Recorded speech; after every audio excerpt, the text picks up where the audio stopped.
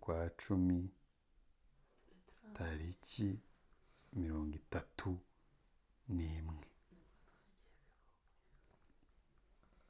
isaga ya Bigogwe nibwo yabaye tariki 31 z'ukwezi kwa 10 umwaka wa 2025. Mubyumve neza nibwo yabaye. Namwiza ino saga arabizi neza, naranamubwiye nti saga ndayizi kuva ku bworo bwayo kugeza mu bushorishori, ndayizi ko yagenze yose. Naje yangana nababwiye nti byagenze gutya icyabiteye ni iki ngiki birangira gutya. Ariko naramwinginze si rimwe si kabiri, Nyamwiza iyi saga yireke yararangiye ku giti cyanjye yanze kunyumva. Nk'ibi Aline na Queen bavuze ntago ari byo, ntago bazi bino bintu ngo byagenze bite. Bira barimo bavuga ngo ni Nyakinshasa ngo waficarinze ngo mu ndirimbo ngo barimo bashaka gusebya ngo kugira ngo baze kugira. Ntago ari byo, mwabeshye. Namwe ntago muzi ikibazo ukuntu kiteye. Mwari kubanza mukitonda mukagenda gake nibyo nahereyeho, mukabanza mukamenya ukuri kose uko ibintu byagenze. Mu gihe mwumva mwari mukeneye kubivuga, ariko mwagiye nyine playing one side, mukiriyaringa one side kandi wenda atari byo. Mwumvise scenario uhita wumva nyine ko harimo ikintu, either ubuhemu, inda nini cyangwa ubujiji. Ariko buri inda nini itera ubuhemu, ubujiji, inda nini cyangwa ubuhemu. Ndahera kuri A kugeza kuri Z, ntawe ntinya, ntawungaburira, ntawe ndya iwabo. Ndabivuga uko byakabaye.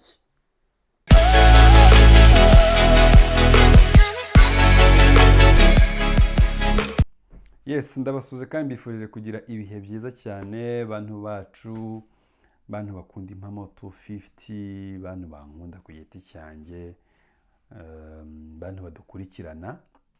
Hari igihe nyine bijya birenga bakavuga ngo muri abafana ngo muradufana, nabyo si bibi, ariko tuberaho mwebwe, tuberaho kugira ngo tubane namwe.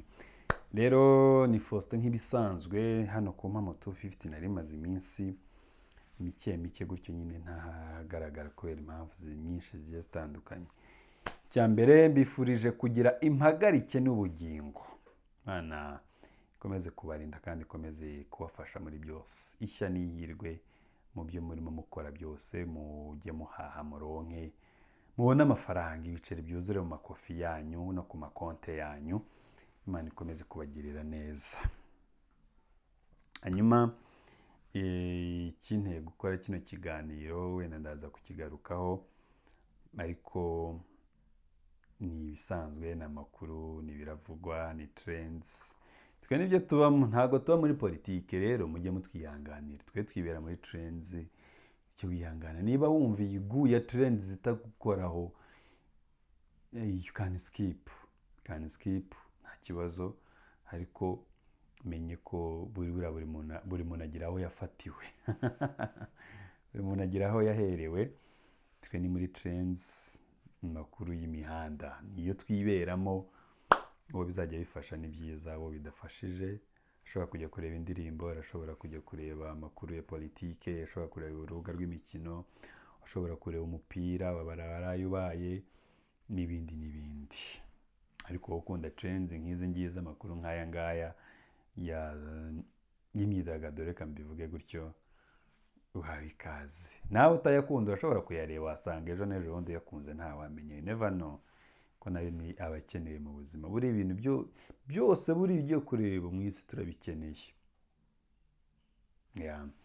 So nkuko nari mbivuze, ikeneye gukora kino kiganiro ni hejuru y'ibintu bimaze iminsi birimo bivugwa kumva amarazamo utuntu abadirekite Sakayosi, King Nzamba, Nyamwiza, n'utundi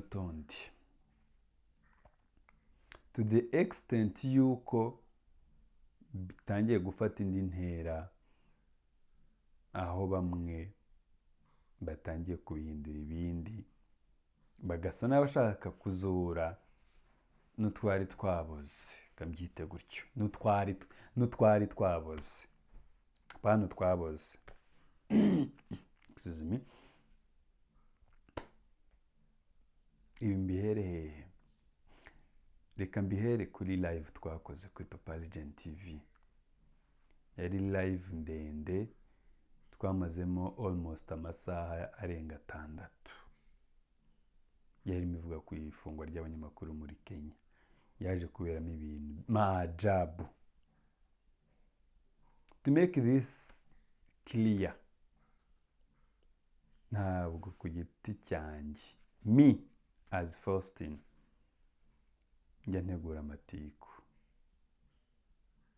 To make it clear kuri mwebwe, kuba nategura porogaramu y'ikiganiro cyanjye uko ndi bukiraninge, ntabwo bivuze ngo nateguye amatiku. So mujye mubanza mukurikirana ibintu mumenye se byateguye bite, hashingiye kuki. Niba dufite abantu bahora bashondana nk'inkoko zituranye, ntabwo ndagira aho mpurira nabo. Sibyo, ntabwo ndagira mpurira nabo, ni ku giti cyabo, kandi ntibizambuza kubatumira as long as babyifuje, cyangwa nanjye nabyifuje bakabyemera. Ntibizatuma tutabahostinga, we will host them as long as tubikeneye, nabo wenda babikeneye, babifitiye n'uburyo n'umwanya. It's okay. Ariko nibo bari responsible kumenya ni iki ngomba kuvuga, ni iki ntagomba kuvuga. Ngira ngo n'ubushize narabivuze, tugomba kumezira amagambo tuvuga, aho tuyavugira, tukamenya n'abayakurikiye n'ibandi. Naho kuvuga byo ntituzabireka pe, ariko nukumenya se turavuga iki, turakivuga ryari, turakivugira hehe. Ngira ngo icyo ngicyo cyo wenda reka ngisimbuke gutyo, kanigire kuri ibi ngibi bya nyuma. Bamwe ngo hehe turaza kukubeshyera kugira ngo uze uvuge ukuri.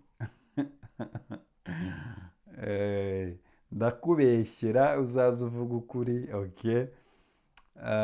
Abandi timuture hasi, abandi ngo hari abakeneye kwangisha umuntu mu bandi, ibintu byinshi nyine birahanze. Ariko icyo ngiye kuvuga uyu munsi wa none, ngiye gushyira bino bintu hanze, ngiye kubishyira hanze uko byakabaye, ndabishyira hanze bititaye ngo urindi. Uburi Nyamwiza, uburi Nyakinshasa, uburi Nzamba, uburi The Beauty, uburi Abdara, uburi nde, mwese nafata nkahonda hasi pi kandi barabizi neza. Ariko si icyo ngikenewe gusa, igitumye nza kubivuga ni iki, nje gutanga warning, kandi ayitanga mu mpande zose. Iyi warning ni caution, in fact si warning, ni caution. Nje gukoshoninga bamwe n'abandi. Hano naje kubakoshoninga kuko nyuma y'ibi ibizakurikiraho nzaba narakoze kino kiganiro.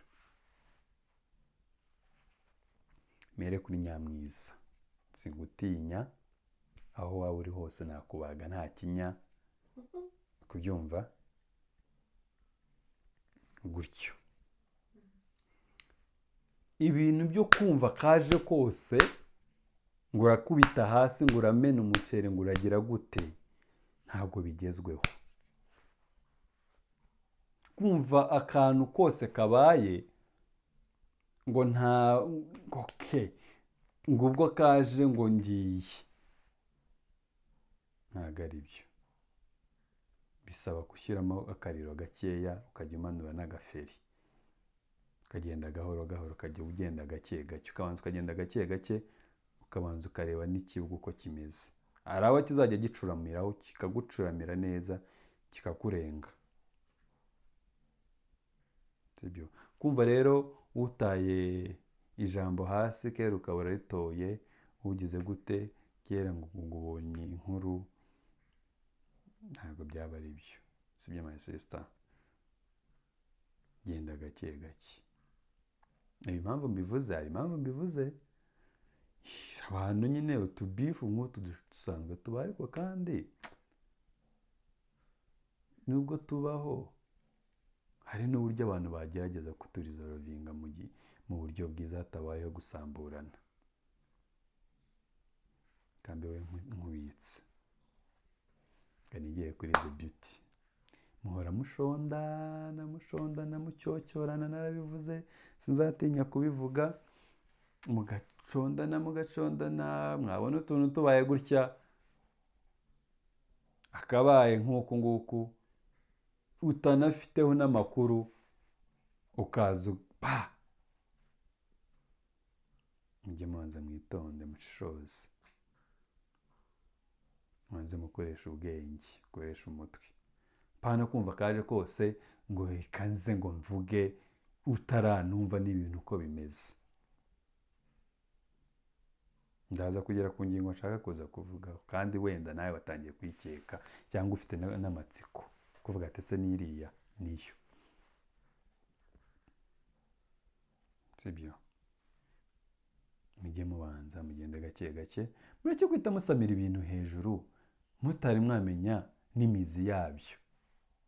Ikintu kirebere gusa mu mashami, utarareba mu mizi kimeze giti.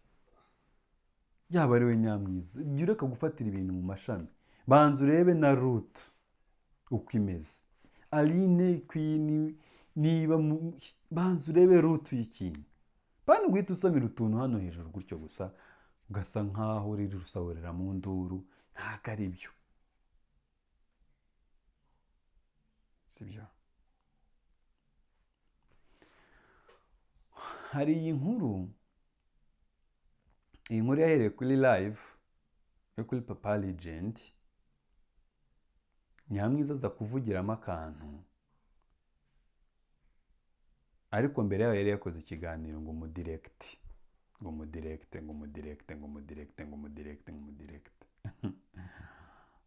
come on. Niba tugeze aho umuntu azajya agirana tubifu n'undi turi person, tukaza twose tukadusuka aha ngaha, cyaba kigiye kuba ikibazo. Niba ntawe kigiye agira uko atumvikana n'undi ngo bigume iyo ngiyo, iyo babyigumanire cyangwa babikemurire iyo ngiyo, kuvuga ngo cyose bigiye gusukwa aha ngaha, cyaba ari ikibazo rero. Inyuma y'iyo nkuru y'umudirekite ararenga, araza kuri ya live, abayikurikiranye mwarayikurikiranye, avugiraho ibindi bimwe mwarabyumvise, biri navuga ngo bigayitse, ariko nawe yarigaye. Ndatekereza ko yanabisabiye imbabazi kuri channel yiwe. Ibyo birarenga, ati ahubwo ati harimo n'amakuru nzaza kuba breakingira ya Budara na Sakayose. Naye magambo yakoresheje ati Budara na Sakayose mu Bigogwe. Nawe na ya status yawe noneho King Zamba Itandi makuru mashyashya nzaba ku Masimba. Sakayose ngo yari yicanye na Budara mu Bigogwe. umva umva sha Abudara nawe ushaka uzi ukuntu mpamubona ukuntu aba akeneye kuza kuri iyi live aba afite ibintu uba utaramugejeje aha ngaha gute kweri ndi kubabwira apudeti nshyashya y'amakuru ugomba kubatamo yaryarise yavuga aha ngaha ngo bagiye muri tuwango yo gusohora indirimbo mu diaspora y'abatayemo inote ngo bajye gusohora indirimbo bagezeyo saka yose yigaruriza project ariko abana we mbere yo kujya kuvuga ikintu ujye ubanza utekereza ngera utekereza ngera utekereza ngera utekereza utekereza bino bintu byabaye mu kwezi kwa 11 k'umwaka wa 2025 n'umwaka ushize simvuga ibyo ari byo kuvuga ngo bimwe biragaruka mu kwezi kwa kabiri kurimo kujya mu mwisho amezi agiye kuba ane ari kwinjiramo I think yego hafatana in fact mukaza ngo hewe ntabwo ari byo pe hari utuntu tumwe dukurura tukazura kandi tutari dukwiriye ariko nababwiye ngo iyi ni caution bene ibintu sinkunda cyane kuza kubyinjiramo ariko nimukeneye ko mbyinjiramo nzabimena hano byose kuko kuva kuri A kugeza kuri Z nzi ukuntu ibintu byagenze nzi n'aho byapfiriye nzi n'aho byakiriye niba ari ibyakize sibyo rero barimo baza bavuga bigogwe mubanze muyitereke hasi ntago muzi ibyayo keretse abayibayemo kandi mu bayibayemo nari nyirimo so ari mwe murimo muza ngo urabona ngo ibiki ari urimo muri ibi ngo ibiki hari ibyo utazi nk'ukuri ushobora kuza guhimba bitari byo namwe murimo muza kuvuga mugasa n'abarimo bavugira namwe ibyo murimo muvuga ni ibinyoma ntimuzi n'uko ibintu byagenze hanyuma mukaza mugacurika abantu hano kubera gusa ngo ubwo saga yagize reka tuze duplaying to be on this side kandi atari byo si byiza mujye mubanza mwanariza ikintu kuko iyi saga nimubona igiye hanze muzayumviramo ibintu byinshi kandi birimo ubuhemu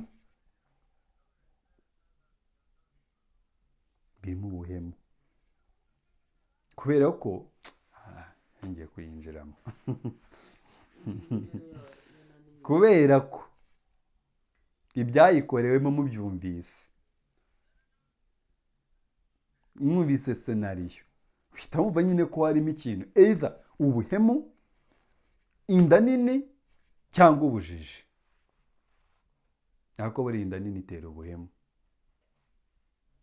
ubujiji inda nini cyangwa ubuhemu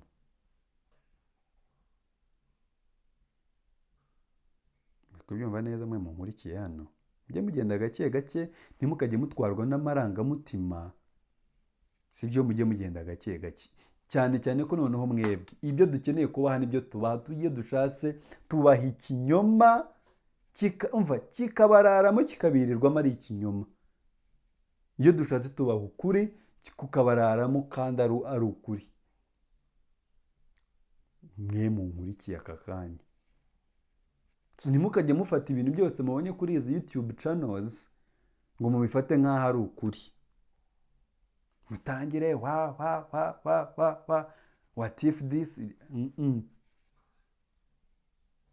sibyo buriya nta muntu imiseke igoreye ubaho kuba rero ikintu cyagira uko kigenda kikajya hanze wakabanje ukagikurikirana ukumva ese koko iki kintu context yacyo ni igiti. Mbere yo kubanza kwihutira,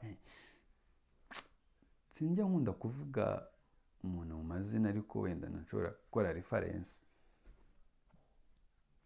Reka guhita wihuta guca iteka. Icya mbere ntawe ukeneye kwangisha undi mu bandi, icyo cyo kiragatsindwa, sibyo? Icyo ni kimwe. Icya kabiri, ariko kandi iyo ikintu cyagiye hanze kiba cyagiye hanze, ubwo ikiriho duhita tuvuga ngo ikiriho kiravugwa. Niyo mpamvu mwumvise hari amazina ngenda mentioninga, ubwo ikiriho kiba cyavuzwe kaba kabaye. Ariko bishobotse cyakwirengagizwa ntikivugwe. Nabaye urugero rwa Nyamwiza ndamuvuga.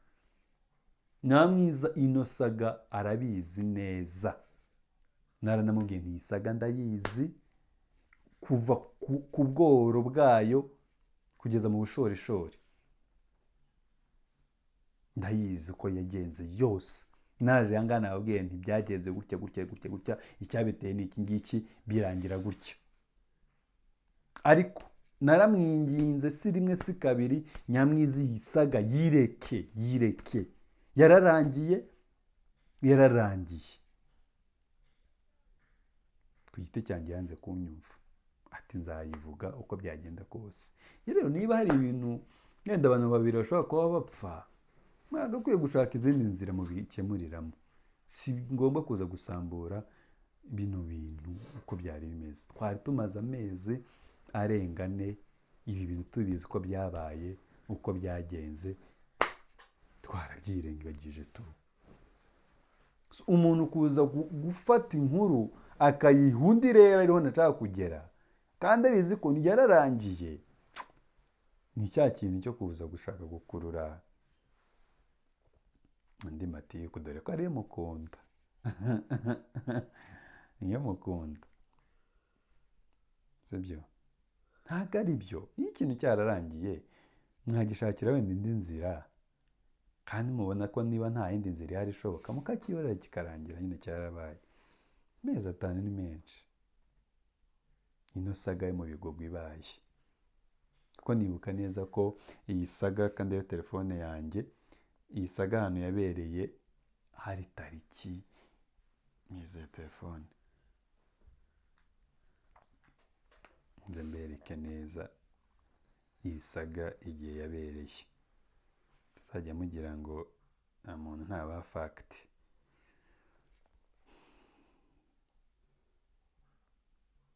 Iyi saga yabaye, yego itonde gato, iyi saga yabaye mu kwa 10 tariki 31.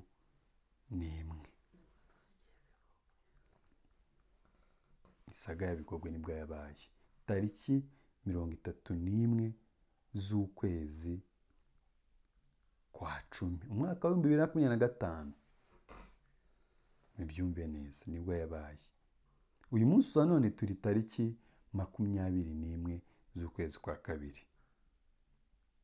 Ubwo abazi imibare mwakumva amezi ashize. Kuba rero ibi bintu biba bigaruka uyu munsi wa none, bya bindi nahereyeho. Niyo ufite ibintu bipfa n'umuntu ugashaka ngo ukomeze ugire, ntabwo ari byo. Ntakashatse ukundi kuntu mugira ibyo mukemura. Kandi iyi saga nkuko nabibwiye, nimutayireka irakora ku nguni nyinshi pe. So bibaye byiza mwayireka, n'ubundi nta mumaro wayo.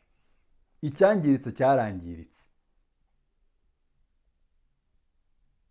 sibyo? Ibyapfuye byarapfuye, ibyakize byarakize, niko natangiye navuga. Hako muyihorere, muyireke pe. Iyo muyireke, nyamwe ikese yireke rwose, yishyingure. Kuko uraza kuyibeshyeramo, ndabizi ari ibyo urubeshye ko ntiwari uhari. Niba bakubwiye 2 uravuga 5, sibyo? Barakubwira 2 uvuga 5.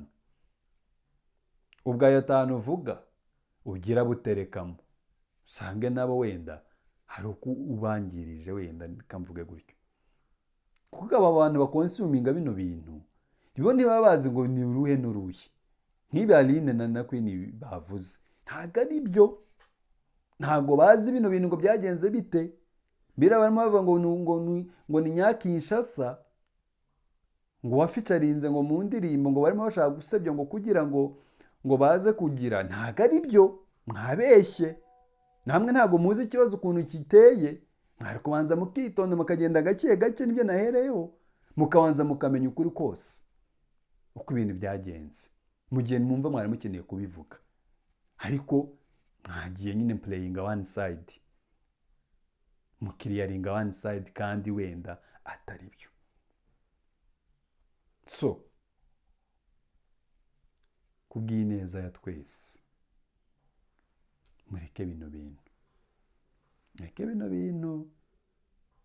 Arana niriwe ngo mwiriwe ngo mwaraye mu manama yo kuri WhatsApp call, muba mushaka source y'ibi bintu aho byaturutse, byatangiye kubarwaza umutwe, mwigaramiye mwene muzehe. Mureke ibi bintu pe, nta mumaro wabyo. Ibyapfuye byarapfuye nabivuze, ariko niba munaniye mukanga kumva, nta kundi ga nyine ngo bavuga ati mumene umuceri twimanukire ya mvugo. Ariko iyi saga kubaho yarabaye, ntababwiye itariki yabereyeho, sinjya mbahimbira. Ikibazo cyabaye cyarabaye, ariko ni ibintu umuntu ashobora kumva akavuga ati cyarabaye, ariko nyine nta kundi. Ari amaherere, ari tekinike aba mu buzima, sibyo? Bireke rero, bura simbabwiye, simvuzemo makeya simvuze make nyamwi, sinkubwiye, simvuze izina ryawe hano Aline the Beauty, simvuze izina ryanyu hano. Mureke guplayinga one side. Nawe nyamwiza, reka ibintu ibyo utazi byihorere. Niba hari ibindi ufite wenda ushobora kuba utumvikanaho na Nyakinshasa, mushaka uko mubirizovinga, ibintu birangire. Hako kuza gukiriyaringa ikintu umuntu utazi niyo gishya gishyira, byaruta ukacyihorera ugaceceka. I prefer not to speak rather than talking nonsense. Sinzi niba munyumva. Hato ejo n'ejo bundi tutazisanga mu byo twari tumazemo iminsi n'ubundi. Rero mubireke, nta mumaro wabyo, nta mumaro wabyo. Ariko nimukenera ngo umuceri bawumene, urasandara, uzajya wikubite muri Amerika, niba ari Kentucky, niba ari hehe, ugaruka ukubite Kigali, ugaruka ukubite Nairobi, ugaruka ukubite Goma, bijya hanze. Simbateye ubwoba, nuko nakomeje iki cyumweru cyose ndimo kosha ku mana yanjye. Mwamureka kubona na uploadinga, satana kanifate ndetse none ibinjya. Ariko noneho aho mwatangiye bamwe kuza gusa n'abakiriyaringa side, abandi kuza mukomeza kuinsista. I swear to God, nahamagaye Nyamwiza rimwe kabiri gatatu, Nyamwiza reka bino bintu umuntu wagwaye amakuru yarayaguhaye, ariko pfusha byihorere.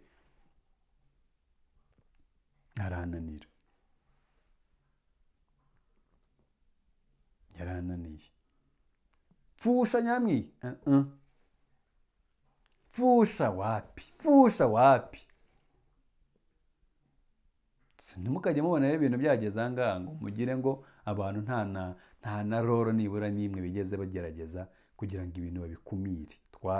We tried our best, ariko kandi buriya ngo akarimi koshywa n'akandi.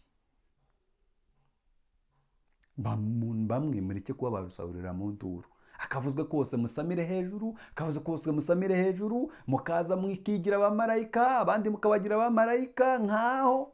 Oya, niba nanone ugiye gukora inkuru, kora inkuru itari pasho, itari igice, itabogamiye hamwe. Vuga ikintu uko cyagenze. Kandi uyu munsi wa none ni kuvuga kuri Nyamwiza na Debuty. Uyu munsi wa none Debuty babateretse bakaba bati ngaha muvuge ino saga ya Bigogo uko yagenze. Ahisoya ntayo muzi ko ntago mwari muhari. Ngo bakwandikiye message ngo bakubwiye oya ntago ari byari, ntago ari byo kabisa. Sibyo, ntago ari byo bira bintu nukongera umuriro mu wundi gusa. Ntago ari byo rero, mubireke. Njyewe ari mwebwe nari guceceka bira bintu nkabyihorera ko ntabyo narinzi. Ntiwanataye amakuru neza ngo umenye ngo byapfiriye he, uraje urayagoretse nkana wenda, cyangwa se niba ariko bayakubwiye simbizi, bidahuye n'ukuri uko kwagenze. Ntago ari byo rero. Mvuze mwebwe kubera ko uko bimeze na kenshi mwe mukunda kugonganira muri ibi bintu. Abandi bashobora kuza burira ariko ni mwebwe mujya mugonganira muri ibi bintu.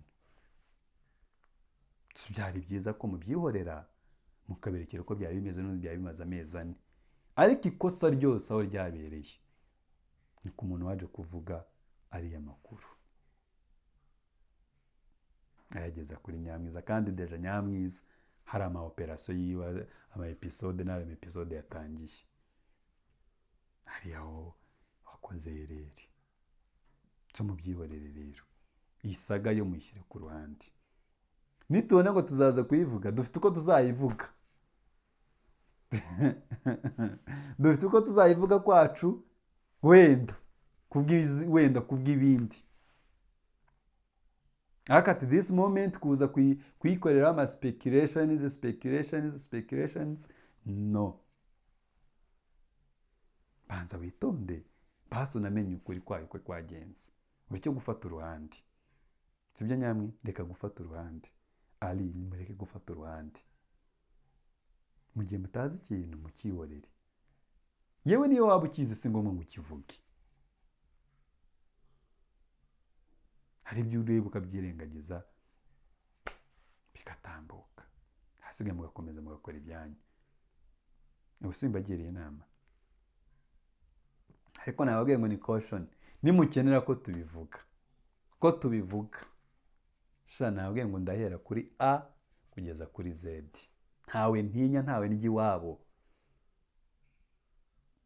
Kubyumva neza? Ndahera kuri A kugeza kuri Z, ntawe ntinya, ntawe ungaburira, ntawe ndya iwabo. Ndabivuga uko byakabaye. Ariko icyiza mubirekera aho ngaho. Nyamwi bikwinangira, niba hari ibindi mutumvikana mushaka ko mubitunganya, ariko bino byo mubyihorere. Nyiri ikibazo si wowe Aline, nyiri ikibazo si wowe, ntahuriye nacyo. Nyamwiza ntahuriye nacyo, si umuvugizi. Aline nturi umuvugizi. Hanyuma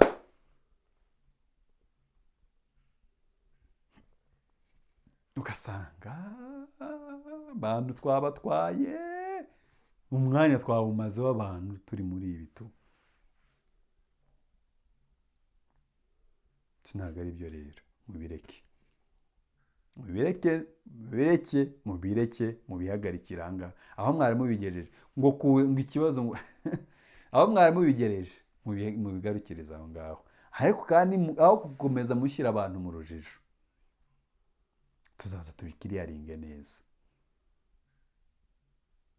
Tuzaza tubisasa aha ngaha kiba kibi.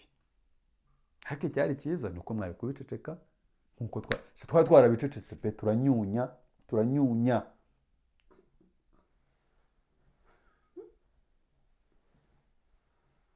Sibyo? Twaricecekeye turinumira sha birarangira.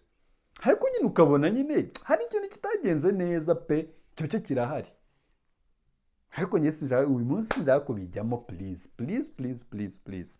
Hari n'abakomeje banyandikira bampamagara ni ibiki ni ibiki, nimukenera ukuri ibintu mutabihagaritse tuzagusuka aha ngaha kuko kurahari ni ukuri si ikinyoma, ni ibintu twari duhagazemo, fagiti zirahari, amashusho arahari, amajwi arahari, sibyo? Ariko rero nta mpamvu yabyo, mubyihorere. Imana ibarinde.